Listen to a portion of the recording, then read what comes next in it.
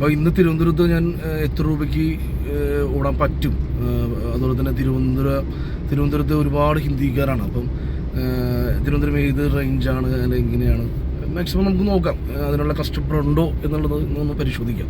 ഇപ്പോൾ ഒരു ട്രിപ്പ് അടിച്ചിട്ടുണ്ട്, കോവളത്തുനിന്നാണ് പോകേണ്ടത്. കഴക്കൂട്ടം മാജിക് പ്ലാനറ്റോറിയം, അവിടെയാണ് ഡ്രോപ്പ് വരുന്നത്. അപ്പോൾ അങ്ങനെ ഞാൻ എൻ്റെ അതിഥികളെ പിക്ക് ചെയ്ത് മാജിക് പ്ലാനറ്റിൽ എത്തിയിരിക്കുകയാണ്.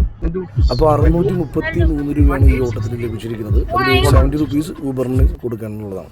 1 മണിക്കൂറായി ഇവിടെ മാജിക് പ്ലാനറ്റിൽ അടുത്ത ട്രിപ്പും വെയിറ്റ് ചെയ്ത് കിടന്നിട്ട് ഒരു ട്രിപ്പ് പോലും അടിച്ചില്ല ഇതുവരെ. അപ്പോൾ പയ്യെ സിറ്റിയിലോട്ട് പോകണേണ്. ഇപ്പോൾ 4:50 ഇതുവരെ ഒരു ട്രിപ്പ് പോലും അടിച്ചിട്ടില്ല. രാവിലെ ആ ഒരു ട്രിപ്പ് അടിച്ചതാണ്. ആ ട്രിപ്പ് അടിച്ച പൈസയ്ക്ക് CNG അടിച്ച്, ഇപ്പോൾ CNG ഇപ്പോൾ 2 പോയിൻറ്റ് കുറഞ്ഞു.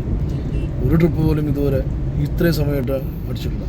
നേരെ ഇപ്പോൾ എയർപോർട്ടിലേക്ക് കാര്യം പോവുകയാണ്. അടുത്തൊരു ട്രിപ്പ് അടിച്ചത് ഇപ്പോൾ ശംഖുമുഖത്തുനിന്നാണ്. ഇത്രയും നേരം എയർപോർട്ടിൽ വെയിറ്റ് ചെയ്ത് കിടന്നിട്ട് ഇപ്പോൾ ട്രിപ്പ് അടിച്ചത് ശംഖുമുഖത്തുനിന്നാണ്. തിരുവനന്തപുരം സെൻട്രലിലേക്ക് ഡ്രോപ്പാണ്. 0661.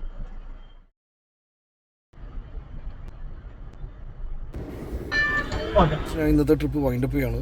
ഇപ്പോൾ ടൈം 7:45. ട്രിവാൻഡ്രത്ത് വലിയ ഓട്ടം ഒന്നും അടിക്കില്ല രാത്രി. വെറുതെ നമ്മൾ 10-10:15 മണി നിൽക്കുകയല്ലാതെ ഒരു ഓട്ടം പോലും ഇനി അടിക്കില്ല.